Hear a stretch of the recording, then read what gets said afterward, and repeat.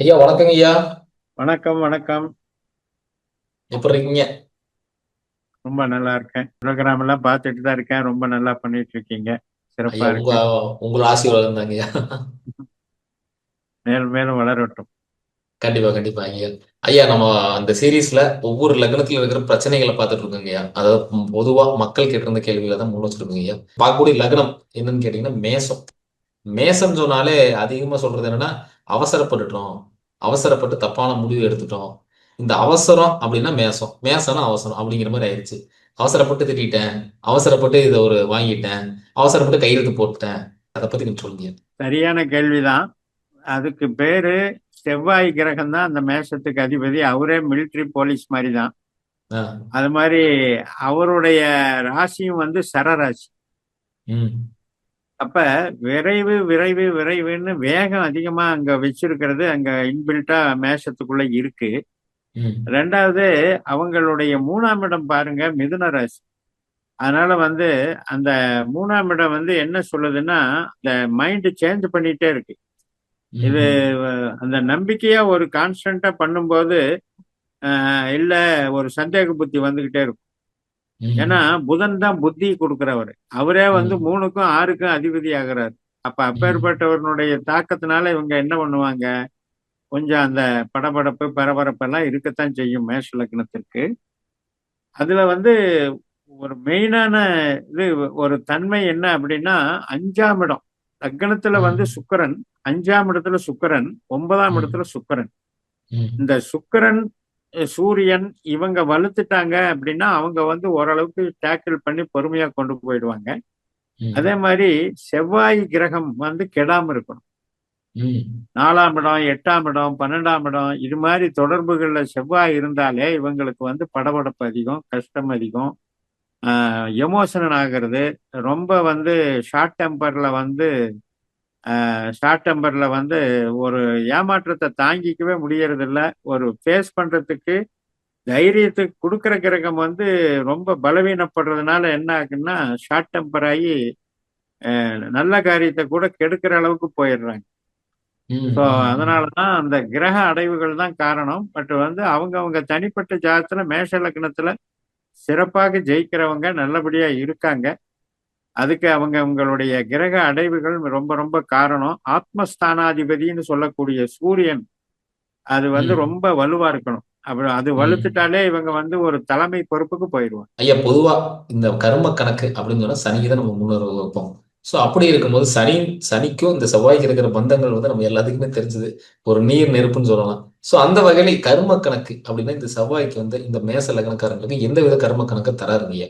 ஆமா. நிச்சயமா என்ன அப்படின்னா, இப்ப இந்த லக்னத்துக்கு சனி 10ஆம் அதிபதி அப்படின்னு நம்ம ஜெனரலா எடுக்கிறோம். ஆனா, அந்த 10ஆம் இடத்துல இருக்கிற நட்சத்திரம் யாருடையது? சூரியனுடையது, சந்திரனுடையது, செவ்வாயுடையது. அப்ப அந்த சனிக்கும் உள்ள இந்த 2 பேருமே 3 பேருமே சனிக்கு ஆகாதவங்க தான். இந்த சனிக்குள்ள இந்த 3 பேருமே இருக்கிறாங்க. அப்படிங்கும்போது இவங்களுக்கு வந்து அது ஒரு போராட்டமா அமைஞ்சிருது. இப்ப அந்த சூரியன் பாருங்க, அது அந்த 10ல போய் இருந்தாருன்னா, இந்த அந்த 10ஆம் இடத்துக்கு சிம்ம ராசி வந்து 8ஆம் வீடா மாறிடும். ம். அதனால வந்து அங்க சூரியன் வந்து ஒரு பெரிய ப்ராப்ளமேட்டிக்கா மாறிடுறார். அதே மாரி ம். சந்திரன் நிலையான கிரகமே அல்ல.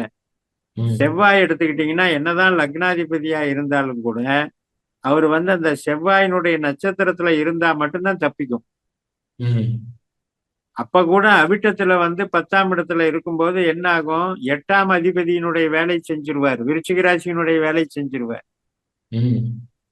அதனாலதான் பாருங்க நெறைய போலீஸு லெவல்ல இருக்கிறவங்க, இந்த செக்யூரிட்டி லெவல்ல இருக்கவங்க, மிலிட்டரியில போறவங்க, யூனிஃபார்ம் சர்வீஸ்ல போறவங்க, ஹார்ட் ஒர்க்க வந்து டேக்கிள் பண்ணி வீர தீர செயல்களுக்கு போறவங்க, இதெல்லாம் ம். இந்த செவ்வாயினுடைய தன்மையில வர்றது தான் காரணம். அந்த நிலையில இப்ப இந்த சனி வந்து இவங்களுக்கு எப்பேர்ப்பட்டவராயிறாரு பாருங்க. 4ஆம் இடத்துல பூசம், 8ஆம் இடத்துல அனுஷம், 12ஆம் இடத்துல உத்திரட்டாதி. அப்ப ம். இந்த 4ஆம் இடம்னு சொல்லக்கூடியது இவங்களுக்கு அவஸ்தைகள குடுக்கறது. லக்னம் வந்து இப்ப ஒரு சிந்தனைய நினைக்கிறோம் அப்படின்னா, அந்த சிந்தனைய செயல்படுத்துறதுக்குள்ள ஏகப்பட்ட தடைகள் வர்றது. ஒரு பிளான் பண்ணா அந்த பிளானை இம்ப்ளிமெண்ட் பண்றதுக்குள்ள ஏகப்பட்ட பிரச்சனை சந்திக்கிறது. அதே மாதிரி ம், பாத்தீங்கன்னா ஒரு இடத்துல போய் ஜாயின் பண்ண வேலைக்கு, ஆனா ம், படாத பாடு படுத்துறாங்க நம்மள. ரொம்ப ம், கீழ்த்தரமா நடத்துறாங்க. ரொம்ப வந்து கொத்தடிமை மாதிரி நம்ம இருக்க வேண்டியிருக்கு. என்னை வந்து மதிக்கவே மாட்டேங்கிறாங்க. அப்படிங்கிற ஒரு ம், பிரச்சனையும் அங்க 8ஆம் இடம் வச்சிருக்கு சனி. ம், ம், அதே மாதிரி 12ஆம் இடத்துல பாருங்க, சுயபலத்தை இழந்துடுறது. அந்த ம், 12ஆம் இடம்ங்கிறது வந்து என்ன அப்படின்னா, அங்க எதிர்க்க இருக்கிறவங்களுக்கெல்லாம் நம்ம தான் அடிபணிஞ்சு போகணும். 2வது நமக்கு அவங்கள எதிர்க்கிற அளவுக்கு உண்டான ஒரு ஸ்ட்ரென்த் கிடைக்காம போயிடும். ம், ம், ம், ம். அப்படிப்பட்ட 4, 8, 12ல இவங்களுக்கு சனி வலுக்க கூடாது. இப்பவும் கோச்சாரத்துல சனி, சனி நட்சத்திரத்துல தான் உட்கார்ந்து இருக்காரு. இதைத்தான் நான் வந்து உண்மையிலேயே 7:30 சனின்னு சொல்லுவேன். சிறப்பு, சிறப்புங்கய்யா. அட்வான்ஸ்டு அஸ்ட்ராலஜில என்ன புரிஞ்சுக்கணும் அப்படின்னா, ராசி ரீதியாக வரக்கூடிய 7:30 சனிங்கிறது இல்ல. ம், லக்னத்திலிருந்து 4ஆம் இடத்துல 2 1/2 வருஷம் சனி. ம், லக்னத்திலிருந்து 8ஆம் இடத்துல 2 1/2 வருஷம் சனி. லக்னத்திலிருந்து ம், 12ஆம் இடத்துல 2 1/2 வருஷம் சனி. இந்த 3 ம். 2 தான் 7:30ன்னு நம்ம முன்னோர்கள் சொல்லியிருக்காங்க. சொல்றத பார்த்தா இப்ப உத்திரட்டாதியில வரக்கூடிய சனிதான் கொஞ்சம் பாதங்கள் தரப்போகுது. பாதகத்தை தரப்போகுது. ம். ஆமா, ஆமாங்கய்யா. அப்ப இந்த மாரி சமயத்துல வந்து புதுசா தொழில் ஆரம்பிக்கிறவங்க பண்ணக்கூடாது. சிறப்பு, சிறப்புங்கய்யா. ஆனா இப்பதான் ஒருத்தர் ஒரு கேள்விய கேட்டிருக்காரு. இப்பதாங்க ஒரு 4, 5 வருஷமா கம்பெனில ஒர்க் பண்ணிட்டு இருந்தேன். இப்பதான் தொழில் பண்ணி முடிச்சு இந்த வீடியோ பார்த்துட்டு இருக்கிற மாரி சொன்னாங்க. கடந்த வீடியோ நம்ம போட்டிருந்தோம். அந்த தசாபுத்திகளோடது போட்டிருந்தோன்னே, கீழ கமெண்ட்ல போட்டிருந்தது என்னன்னா, ஐயா ஒரு 4, 5 வருஷமா வந்து ஒரு கம்பெனில இருந்தேன். ஃப்ரெண்ட் ஐடியா குடுத்து ஒரு பிசினஸ் ஸ்டார்ட் பண்ணலாம்னு சொல்லி ஸ்டார்ட் பண்ணோம். ஒரு 3 மாசம் நல்லா போச்சு. மறுபடியும் ஒரு 3 மாசத்துல கடன் வாங்க ஆரம்பிச்சுட்டேன். அப்புறம் மொத்தமாவே காலி பண்ணிட்டோம். சோ எனக்கும் தொழிலுக்கும் ஆகாதா? இல்ல இந்த டைம் ஆகலையா? அப்படிங்கிற மாரி கேள்வி கேட்டிருந்தாங்க. திசை வந்து பார்க்கணும். திசை செக் ம். பண்ணணும். இவங்க ஜனன ஜாதகத்துல பொதுவாவே எந்த லக்னமா இருந்தாலும் கூட, இந்த சனி என்பவர் தொழிலை குறிக்கிறவர், கர்மத்தை குறிக்கிறவர். ம். அதனாலதான் கர்மகாரகன்னு சொல்றோம். சனி வந்து ம். சொந்த தொழிலுக்கு அதிகாரின்னே வச்சுக்கலாம். ஆனா ம். அப்பேற்பட்ட சனி எந்த லக்னமா இருந்தாலுமே 12ல உட்காரக்கூடாது. ம். ம். ம். அந்த 12ஆம் இடத்துல உட்கார்ந்தாச்சுன்னா, ஓனர்ஷிப்புக்கு அங்க தகுதி இல்லைன்னு சொல்லிருது. ம். ம். அப்ப அந்த மாரி இருக்கிற சமயத்துல இப்ப கோச்சாரத்திலே வந்து, இப்ப இவங்களுக்கு சனி திசை நடந்துகிட்டு இருக்கிறவங்க அல்லது சனி புத்தி நடக்கும்போது தொழில் ஆரம்பிச்சா கூட குளோஸ் பண்ண வேண்டி வந்துரும். ம். இவங்க பிறந்த ஜனன ஜாதகத்துல கண்டிப்பா 4, 8, 12ல சனி இருந்தா இவங்க வேலைக்கு போறது மட்டும்தான் உத்தமம். கடந்த காலத்துல பெண் தேடிக்கிட்டே இருக்கிறோம். இப்ப வரைக்கும் வரனே மாட்டல. வரனும் கிடைக்கவே இல்ல. எவ்வளோ வரன் வந்தாலும் தட்டி தட்டி போய்க்கிட்டே இருக்கு. இந்த காலகட்டத்துல இதுங்களுக்கு அமையறதுக்கு காரணம் என்ன? இதுக்கு மேல இந்த கோச்சார ரீதியா அமையறதுக்கு வாய்ப்புகள் இருக்கா? திருமண கிரகம் அப்படிங்கிறது அதிபதி 7ஆம் அதிபதி சுக்கிரனாக வந்தாலும், அந்த ம். 7ஆம் அதிபதி சுக்கிரனே தான் 2ஆம் வீட்டுக்கு அதிபதியாகிறார். ம். அது மட்டுமல்ல, அந்த 7ஆம் வீட்டுல இருக்கிற நட்சத்திரம் பாருங்க, செவ்வாய் நட்சத்திரம், ராகு நட்சத்திரம், குரு நட்சத்திரம். ம். இப்ப என்ன பண்ணும் அப்படின்னா, இந்த ராகு ஜனன ஜாதகத்துல இவங்க பிறந்த ஜாதகத்துல ம். ராகு வந்து 2ஆம் இடம், 8ஆம் இடம், அதே மாதிரி 12ஆம் இடம், இந்த மாதிரி ஸ்தானங்கள்ல போய் அமையும் போது இந்த ராகு வந்து நல்ல பலத்தை இழந்துடுறாரு. கல்யாணம் பண்ணி வைக்க வேண்டிய கிரகம் போய் அந்த கல்யாணம் பண்ணக்கூடிய பாவத்தை தடுக்கிற மாதிரி உட்கார்ந்துடுறாரு. அதனால ம். உண்மையிலேயே நம்ம முன்னோர்கள் சொன்ன ராகு தோஷங்கிறது மேஷ லக்னத்துக்கு பொருந்தும். ம். ஆனா நாளடைவுல மக்கள் ஜோதிடர்கள் எல்லா லக்னத்துக்கும் போட்டு புரட்ட ஆரம்பிச்சுட்டாங்க. சில விஷயங்கள் முன்னோர்கள் மேஷ லக்னம் காலச்சக்கரத்தை பேஸ் பண்ணி சொன்ன விஷயம்தான் இந்த இதெல்லாம். அப்ப ம். இவங்களுக்கு ஏன் சொன்னாங்க அப்படின்னா, அங்க ராகுனுடைய நட்சத்திரமே இருக்கு. கல்யாணம் பண்ணி வைக்கிற கிரகமே ராகு தான். 3ஆம் இடத்துல திருவாதிரை, 7ஆம் இடத்துல சுவாதி, 11ஆம் இடத்துல சதயம். அப்படிப்பட்ட அந்த ராகு வந்து இவங்களுக்கு கெட்டு போச்சுன்னு வைங்க. இரட்டைப்படை பாவங்கள்ல ம். போயிடுச்சுன்னா, அந்த ராகுவே தடை பண்ண ஆரம்பிச்சிடுறாரு. கல்யாண தோஷத்தை கொடுத்துடுறாரு. அது வந்து ம். இப்ப நீங்க பாத்தீங்கன்னா, இப்ப 11ஆம் இடத்துக்கே ராகு வந்திருக்காரு. அது ஒரு ம். நல்ல விஷயம். யாருக்கெல்லாம் ராகு திசையோ, புத்தியோ அல்லது குரு ம். திசையோ, புத்தியோ நடக்கிறவங்களுக்கு திருமணம் இப்ப பண்ணி கொடுத்துருவாங்க. ஏன்னா, குரு வந்து குரு நட்சத்திரத்தை நோக்கி போறாரு. ம். ராகு வந்து ராகு நட்சத்திரத்தை நோக்கி போறாரு. அதனால ம். இந்த காலகட்டம் இவங்களுக்கு நிச்சயமா ஆகும்.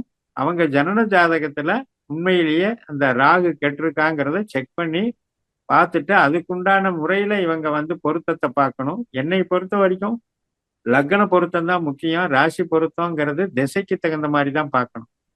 இப்ப மேஷ லக்னக்காரர்களுக்கு ஒரு திசை நடந்துட்டு இருக்குன்னா அவருக்கு கல்யாணம் பண்ணி வரக்கூடிய பொண்ணுக்கு வந்து என்ன திசை நடக்குதுன்னு பார்க்கணும். அந்த திசைக்கும் ம். திசைக்கும் தான் பொருத்தத்தை மேட்ச் பண்ணணும். பிறந்த நட்சத்திரத்தை வச்சு சேர்க்க கூடாது. ம். அதே ம். மாதிரி ம். லக்னத்தை பேஸ் பண்ணி சேர்த்தும் போது இப்ப இவங்களுக்கு மிதுன லக்னக்காரங்களையும் சிம்ம லக்னக்காரங்களையும் தனுசு லக்னக்காரங்களையும் கும்ப லக்னக்காரங்களையும் சேர்த்தலாம். அந்த ம். மாதிரி வந்து நட்பு பஞ்சபூத தத்துவத்துல நட்பு லக்னங்களை தேர்ந்தெடுத்து சேர்க்கணும். இது மாதிரி அடாப்ட் பண்ணும்போது இந்த திருமண குறைகளை எல்லாம் தீர்க்கலாம். ஐயா, அது அதே மாரி பார்த்தீங்கன்னா, கடந்த ஒரு 2 வருஷமா பார்த்தீங்கன்னா, இந்த கடன் அப்படிங்கிற ஒரு ஃபேக்டர் வந்து இவங்கள சுத்திக்கிட்டே வருது ஐயா. சின்ன கடன்ல ஆரம்பிச்சு இன்னைக்கு வந்து கடன் எங்கேயோ கொண்டு வந்து விட்டுருச்சு அப்படிங்கிற மாரி ஆயிருக்காங்க.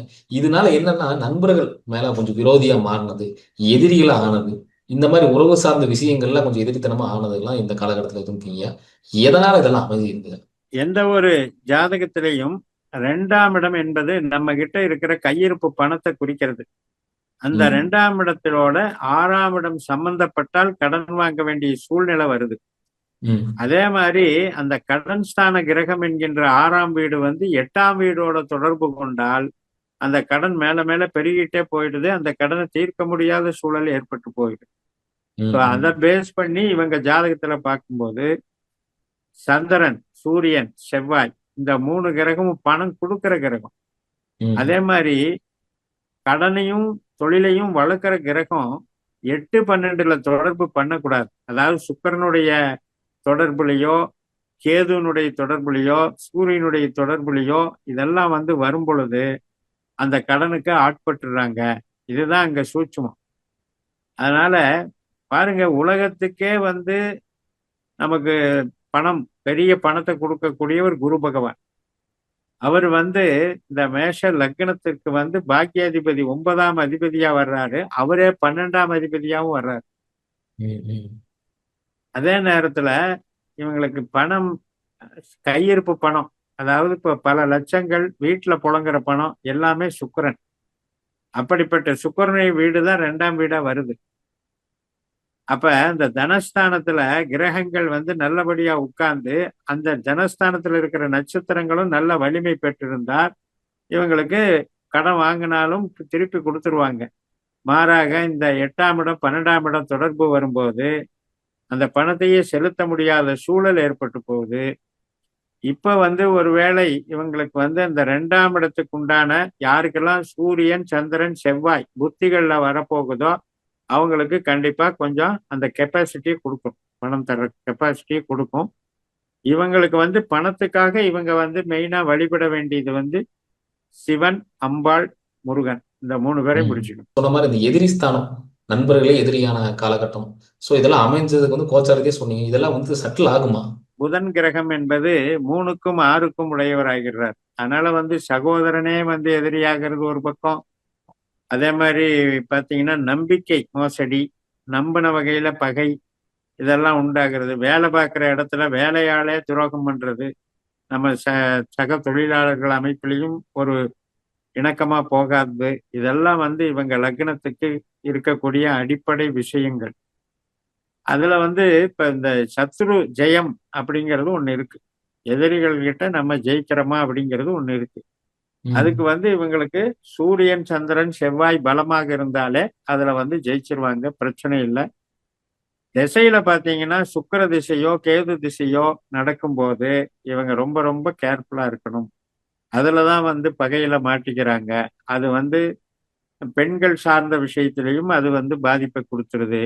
அதே மாதிரி கடன் வாங்குற விஷயத்திலையும் இந்த கேதுவும் சுக்கிரனும் அதிகமா வந்து ஒரு ஈர்ப்பை உண்டாக்கி ஒரு கவர்ச்சி, ரொம்ப படோடாபம், ஆடம்பரம் இதுக்கெல்லாம் அடிமையாக்கி இவங்க வந்து கடனாளியாக மாறிடுறாங்க. அதே மாரி பார்த்தீங்கன்னா, இவங்களுக்கான குறியீடுகள், இந்த பிரச்சனைகள்லேருந்து விமோசனம் அடையறதுக்கான குறியீடுகள கொஞ்சம் சொல்லுங்கய்யா. அதாவது இப்ப வந்து மயில் மெயினா வந்து மயில் வச்சுக்கலாம். திருவண்ணாமலை சிவனை வச்சுக்கலாம். திருவண்ணாமலை ம். ஜோதி, கார்த்திகை தீபம் இதெல்லாம் வந்து ம். மெயின் குறியீடுகளா வச்சுக்கலாம். ம். அது போக அருவி இருக்கிற இடம். ம். கோயில் ம். பக்கத்திலேயே அருவி இருக்கும். அந்த மாதிரி இடத்துக்கு ம். போயிட்டு வரலாம். ம். அது போக இவங்களுக்கு வந்து சர்ப்பங்களையும் கும்பிடலாம். நாக ம். தேவதைகளையும் கும்பிடலாம். ம். மற்றும் இவங்களுக்கு வந்து இவங்களுக்கு வேணா இந்த கருங்காலி மாலை வந்து சூட் ஆகும். கருங்காலி ம். மரத்தை யூஸ் பண்றது சூட் ஆகும். அது மாலையெல்லாம் கூட அது ஒரிஜினலான்றது நமக்கு தெரியாது. கண்டிப்பாங்க. இப்ப வந்து பூஜா ஸ்டோர்ல வந்து கருங்காலி கட்டை வாங்கிட்டு வந்து இவங்க பூஜை பண்ணலாம். பூஜை பண்ணி ம். வச்சுக்கலாம். ஏன்னா இப்ப அதெல்லாம் வந்து கும்பாபிஷேகத்துல கலசத்துல வைக்கிறது. ம். இந்த ம். கருங்காலி கட்டையெல்லாம். இப்ப அது வந்து ம். இவங்களுக்கு தான் அது சூட் ஆகும். அந்த மாதிரி தனவரவு இப்ப கொடுக்கறதுக்கு சூட் ஆகும். அதே மாதிரி இவங்களுக்கு வந்து அஹ், இந்த ரத்தினங்கள் இந்த 2, 6, 10ல இருக்க சூரியன், சந்திரன், செவ்வாயினுடைய ரத்தினங்கள் அது வந்து ஒண்ணு மாணிக்கமா இருக்கலாம், அல்லது முத்தா இருக்கலாம், பவளமா இருக்கலாம். அதை வந்து நீ இவங்க லக்ன புள்ளிக்கு தகுந்த மாதிரி தேர்ந்தெடுத்து இவங்க அணிஞ்சுக்கலாம். நான் முதல்லயே சொன்ன மாதிரி சிவன் கோயில், அம்பாள் கோயில், முருகன் கோயில் இது எல்லாமே இவங்களுக்கு பழனி மலையும் வைத்தீஸ்வரன் கோயிலும் ரொம்ப ரொம்ப செட் ஆகும். ம். பவளத்தையும் யூஸ் பண்ணலாம், மாணிக்கத்தையும் யூஸ் பண்ணலாம். அதே மாதிரி ஜவுளி கடை இருக்கிற பக்கம் போயிட்டு வரலாம். ம். அதே மாதிரி இவங்களுக்கு வந்து வில்வ மரம், அப்புறம் வன்னி ம். மரம், கருங்காலி ம். மரம் இதெல்லாம் நல்ல ம். மரங்களாக நம்ம சூட் பண்ணிக்கலாம்.